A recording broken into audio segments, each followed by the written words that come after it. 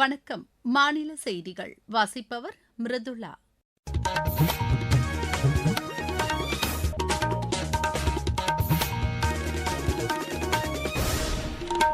தலைப்புச் செய்திகள். நாடு முழுவதும் இன்று நடைபெறும் வேலைவாய்ப்பு திருவிழாவில் பிரதமர் திரு நரேந்திர மோடி காணொலி வாயிலாக பங்கேற்று உரையாற்றுகிறார். ஊழலற்ற ஆட்சி அமைய வேண்டும் என்ற மக்களின் விருப்பத்தை தவேக அரசு நிறைவேற்றும் என்று மாநில வருவாய்த்துறை அமைச்சர் திரு கே ஏ செங்கோட்டையன் தெரிவித்துள்ளார். கோவில்களில் பக்தர்களுக்கு அனைத்து அடிப்படை வசதிகளும் செய்து தரப்படும் என்று இந்து சமய அறநிலையத்துறை அமைச்சர் திரு ரமேஷ் கூறியுள்ளார். சென்னை துறைமுகம் மதுரவாயல் ஈரடுக்கு மேம்பால பணிகள் அடுத்த ஆண்டு நிறைவடையும் என்று சென்னை துறைமுக ஆணைய தலைவர் திரு எஸ் விஸ்வநாதன் தெரிவித்துள்ளார். ஐபிஎல் கிரிக்கெட் போட்டியில் ஹைதராபாத் அணி 55 ரன் வித்தியாசத்தில் பெங்களூரு அணியை வென்றது. இனி விரிவான செய்திகள். நாடு முழுவதும் இன்று நடைபெறும் வேலைவாய்ப்பு திருவிழாவில் பிரதமர் திரு நரேந்திர மோடி காணொலி வாயிலாக பங்கேற்று உரையாற்றுகிறார். மத்திய அரசின் பல்வேறு துறைகள் மற்றும் பொதுத்துறை நிறுவனங்களுக்கு புதிதாக தேர்ந்தெடுக்கப்பட்ட 51,000க்கும் மேற்பட்ட இளைஞர்களுக்கு பணி நியமன கடிதங்களையும் அவர் வழங்கவுள்ளார். இதுவரை நாடு முழுவதும் நடத்தப்பட்ட 18 வேலைவாய்ப்பு திருவிழாக்கள் மூலம் சுமார் 12 லட்சம் பணி நியமன கடிதங்கள் வழங்கப்பட்டுள்ளன. சென்னை ஐசிஎஃப் வளாகத்தில் நடைபெறும் வேலைவாய்ப்பு திருவிழாவில் மத்திய இணையமைச்சர் டாக்டர் எல் முருகன் கலந்து கொண்டு இளைஞர்களுக்கு பணி நியமன கடிதங்களை வழங்கவுள்ளார். இதேபோல் நாட்டின் பல பகுதிகளில் நடைபெறும் விழாக்களில் மத்திய அமைச்சர்கள் கலந்து கொள்கிறார்கள். ஊழலற்ற ஆட்சி அமைய வேண்டும் என்ற மக்களின் விருப்பத்தை தவேக அரசு நிறைவேற்றும் என்று மாநில வருவாய்த்துறை அமைச்சர் திரு கே ஏ செங்கோட்டையன் தெரிவித்துள்ளார். கோவை விமான நிலையத்தில் நேற்று செய்தியாளர்களிடம் பேசிய அவர், எல்லோரும் எல்லா நலன்களும் பெற வேண்டும் என்ற நோக்கத்துடன் திட்டங்களை மாநில அரசு செயல்படுத்தும் என்று கூறினார். வருவாய்த்துறை மூலமாக மக்களுக்கு ஏராளமான நலத்திட்டங்களை நிறைவேற்ற முடியும் என்பதால் அந்த துறையை முதலமைச்சரிடம் தாம் கேட்டு பெற்றுள்ளதாகவும் அவர் தெரிவித்தார். கோவில்களில் பக்தர்களுக்கு அனைத்து அடிப்படை வசதிகளும் செய்து தரப்படும் என்று இந்து சமய அறநிலையத்துறை அமைச்சர் திரு ரமேஷ் கூறியுள்ளார். அமைச்சராக பொறுப்பேற்ற பின்னர் நேற்று சென்னையில் துறையின் திட்டங்கள் மற்றும் செயல்பாடுகள் குறித்து அறநிலையத்துறை உயர் அதிகாரிகளுடன் அவர் ஆலோசனை நடத்தினார். பின்னர் செய்தியாளர்களிடம் பேசிய அவர், நம்பிக்கையான தூய்மையான நிர்வாகத்தை வழங்க மக்கள் தங்களுக்கு வாக்களித்திருப்பதாக கூறினார். நமது கலாச்சாரம் மற்றும் பாரம்பரியத்தை பாதுகாக்கும் வகையில் இந்து சமய அறநிலையத்துறை பணியாளர்கள் மற்றும் அதிகாரிகள் பணியாற்ற வேண்டும் என்றும் அவர் கேட்டுக் கொண்டார். திமுக தலைமையிலான மதசார்பற்ற முற்போக்கு கூட்டணி தொடர்வதாக தேமுதிக பொதுச் செயலாளர் திருமதி பிரேமலதா விஜயகாந்த் தெரிவித்துள்ளார்.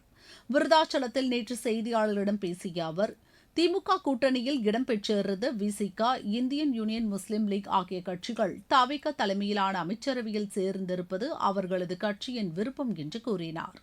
புதிய அரசு செயல்பட அவகாசம் அளிக்கப்பட வேண்டும் என்றும் தற்போதே அந்த அரசின் செயல்பாடுகளை விமர்சிப்பது பொருத்தமாக இருக்காது என்றும் அவர் கூறினார்.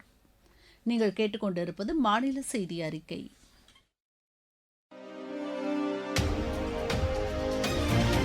ஊரக வளர்ச்சிக்கான புதிய அத்தியாயம்.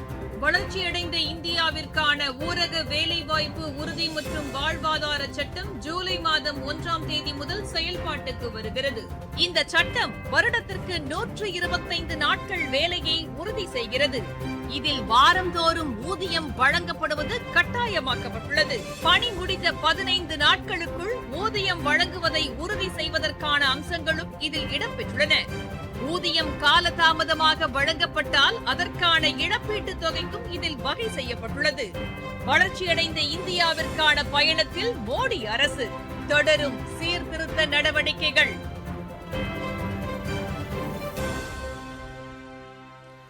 சென்னை துறைமுகம் மதுரவாயல் ஈரடுக்கு மேம்பால பணிகள் அடுத்த ஆண்டு நவம்பர் மாதத்திற்குள் நிறைவடையும் என்று சென்னை துறைமுக ஆணைய தலைவர் திரு எஸ் விஸ்வநாதன் தெரிவித்துள்ளார். சென்னையில் நேற்று செய்தியாளர்களிடம் பேசிய அவர், இதற்கான பணிகள் 3,570 கோடி ரூபாய் செலவில் நடைபெற்று வருவதாக கூறினார். சென்னை மற்றும் எண்ணூர் காமராஜர் துறைமுகங்களில் இருந்து நாள்தோறும் 3 லட்சம் டன் சரக்குகள் என 107 மில்லியன் டன் சரக்குகள் கடந்த நிதியாண்டில் கையாளப்பட்டுள்ளது என்றும் அவர் கூறினார். சென்னை துறைமுகத்தில் இருந்து கடந்த நிதியாண்டு 2,04,165 கார்கள் ஏற்றுமதி செய்யப்பட்டதாகவும் அவர் தெரிவித்தார். சென்னை மற்றும் எண்ணூர் துறைமுகங்கள் 2,400 கோடி ரூபாய் வருவாயை ஈட்டியுள்ளதாகவும் அவர் தெரிவித்தார். தெற்கு ரயில்வேயில் சென்னை அரக்கோணம் மார்க்கத்தில் உள்கட்டமைப்பு மேம்பாட்டு பணிகள் முடிந்துள்ளன. இதனால் ரயில் பயண நேரம் வெகுவாக குறைந்துள்ளதாக எமது செய்தியாளர் தெரிவிக்கிறார். தெற்கு ரயில்வேயின் சென்னை கோட்டம் 2025-26 நிதியாண்டில் பல்வேறு உள்கட்டமைப்பை வலுப்படுத்துவதற்காகவும் தண்டவாளங்களை மேம்படுத்துவதற்காகவும் பல திட்டங்களை நிறைவேற்றியுள்ளது. சென்னை சென்ட்ரல் முதல் அரக்கோணம் வழித்தடத்தில் உள்ள வளைவுகளின் மேம்பாட்டு பணிகள் முடிவடைந்ததால் ரயில்களின் வேகம் அதிகரிக்கப்பட்டுள்ளது. சென்னை சென்ட்ரல் முதல் ஜோலார்பேட்டை வரை செல்லும் அரக்கோணம் காட்பாடி வழித்தடத்திலும் இந்த உள்கட்டமைப்பு பணிகள் முழுமையாக நிறைவேற்றப்பட்டுள்ளன. இதனால் ரயில் பயணிகளின் பயண நேரம் வெகுவாக குறைக்கப்பட்டுள்ளது. பயண நேரம் குறைக்கப்பட்டிருப்பதால் செல்ல வேண்டிய இடங்களுக்கு விரைவாக சென்று வருவதாக ரயில் பயணிகள் தெரிவித்தனர். வேலூரிலிருந்து மோகன். சென்னை அரக்கோணம் இடையே பயண நேரம் கணிசமாக குறைந்திருப்பதால் ரயில் பயணிகளும் மகிழ்ச்சி தெரிவித்தனர். என் பேர் வெங்கடேசன்.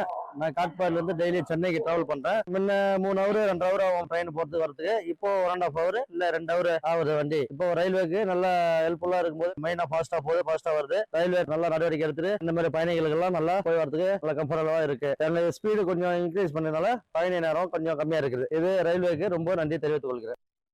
வளிமண்டல சுழற்சி காரணமாக வட தமிழகத்தின் ஒரு சில இடங்களிலும் தென் தமிழகத்தின் ஒரு சில இடங்களிலும் இன்று இடி மின்னலுடன் கூடிய லேசானது முதல் மிதமான மழை பெய்யக்கூடும் என்று சென்னை வானிலை ஆய்வு மையம் கூறியுள்ளது.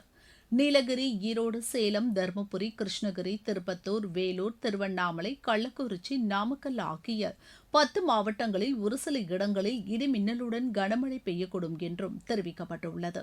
சென்னையை பொறுத்தவரை வானம் ஓரளவு மேகமூட்டத்துடன் காணப்படும் என்றும் மாலை அல்லது இரவு நேரங்களில் மிதமான மழைக்கு வாய்ப்புள்ளதாகவும் வானிலை மையம் கூறியுள்ளது. இருவரி செய்திகள். மத்திய கிழக்கில் அமைதியை ஏற்படுத்துவதில் அமெரிக்கா தடையாக இருப்பதாக ஈரான் வெளியுறவுத்துறை அமைச்சர் திரு அப்பாஸ் அராக்சி குற்றம் சாட்டியுள்ளார். அமெரிக்க தேசிய புலனாய்வு பிரிவின் இயக்குநர் திருமதி துல்சி கபாட் தனது பதவியை ராஜினாமா செய்துள்ளார். தில்லியில் உள்ள சாஸ்திரி பூங்கா மரசாமான்கள் விற்கும் சந்தையில் நேற்றிரவு பெரும் தீ விபத்து ஏற்பட்டது.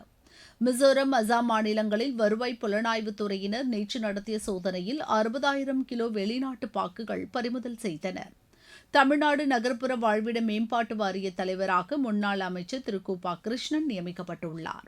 அரசு பள்ளி மாணவர்களுக்கான மாநில அளவிலான கோடைக்கால சிறப்பு பயிற்சி முகாம் திருப்பத்தூரில் நேற்று நிறைவடைந்தது. மதுரை அருகே கட்டுமான பணியின் போது மண் சரிந்து 2 பெண் தொழிலாளர்கள் உயிரிழந்தனர். பெரம்பலூர் மாவட்டம் விஸ்வக்குடி கிராமத்தில் ஜல்லிக்கட்டு போட்டிகள் இன்று காலை தொடங்கின. நாமக்கல் மாவட்டத்தில் கடந்த 3 நாட்களாக 80க்கும் மேற்பட்ட ரவுடிகள் கைது செய்யப்பட்டுள்ளதாக மாவட்ட காவல்துறை கண்காணிப்பாளர் அலுவலகம் தெரிவித்துள்ளது. சென்னை தரமணையில் உள்ள தேசிய ஆடை வடிவமைப்பு தொழில்நுட்ப நிறுவனத்தின் பட்டமளிப்பு விழா நேற்று நடைபெற்றது. விளையாட்டுச் செய்திகள். ஐபிஎல் கிரிக்கெட் போட்டியில் ஹைதராபாத் அணி 55 ரன் வித்தியாசத்தில் பெங்களூரு அணியை வென்றது. ஹைதராபாத்தில் நேற்று நடைபெற்ற ஆட்டத்தில் முதலில் விளையாடிய ஹைதராபாத் அணி நிர்ணயிக்கப்பட்ட 20 ஓவரில் 4 விக்கெட் இழப்பிற்கு 255 ரன் எடுத்தது. 256 ரன் எடுத்தால் வெற்றி என்ற இலக்குடன் பின்னர் களமிறங்கிய பெங்களூரு அணி 20 ஓவரில் 4 விக்கெட் இழப்பிற்கு 200 ரன் மட்டுமே எடுத்தது. இன்று இரவு மணி 7:30க்கு லக்னோவில் நடைபெறவுள்ள ஆட்டத்தில் பஞ்சாப் அணி லக்னோ அணியை எதிர்கொள்கிறது. தூத்துக்குடியில் நடைபெற்று வரும் அகில இந்திய ஹாக்கி போட்டியில் நேற்று நடைபெற்ற ஆட்டத்தில் பஞ்சாப், ஜலந்தர், மும்பை அணிகள் வெற்றி பெற்றன. முதல் போட்டியில் பஞ்சாப் அணி 8-2 என்ற கோல் கணக்கில் கர்நாடக அணியை வென்றது. இரண்டாவது போட்டியில் ஜலந்தர் அணி 2-1 என்ற கோல் கணக்கில் சென்னை சரக்கு மற்றும் சேவை வரி அணியை வென்றது. மற்றொரு போட்டியில் மும்பை அணி 3-2 என்ற கோல் கணக்கில் பெங்களூரு அணியை வென்றது. மீண்டும் தலைப்புச் செய்திகள். நாடு முழுவதும் இன்று நடைபெறும் வேலைவாய்ப்பு திருவிழாவில் பிரதமர் திரு நரேந்திர மோடி காணொலி வாயிலாக பங்கேற்று உரையாற்றுகிறார். ஊழலற்ற ஆட்சி அமைய வேண்டும் என்ற மக்களின் விருப்பத்தை தவேக அரசு நிறைவேற்றும் என்று மாநில வருவாய்த்துறை அமைச்சர் திரு கே ஏ செங்கோட்டையன் தெரிவித்துள்ளார். கோவில்களில் பக்தர்களுக்கு அனைத்து அடிப்படை வசதிகளும் செய்து தரப்படும் என்று இந்து சமய அறநிலையத்துறை அமைச்சர் திரு ரமேஷ் கூறியுள்ளார். சென்னை துறைமுகம் மதுரவாயல் ஈரடுக்கு மேம்பால பணிகள் அடுத்த ஆண்டு நிறைவடையும் என்று சென்னை துறைமுக ஆணைய தலைவர் திரு எஸ் விஸ்வநாதன் தெரிவித்துள்ளார். ஐபிஎல் கிரிக்கெட் போட்டியில் ஹைதராபாத் அணி 55 ரன் வித்தியாசத்தில் பெங்களூரு அணியை வென்றது. இத்துடன் இந்த செய்தி அறிக்கை நிறைவடைகிறது.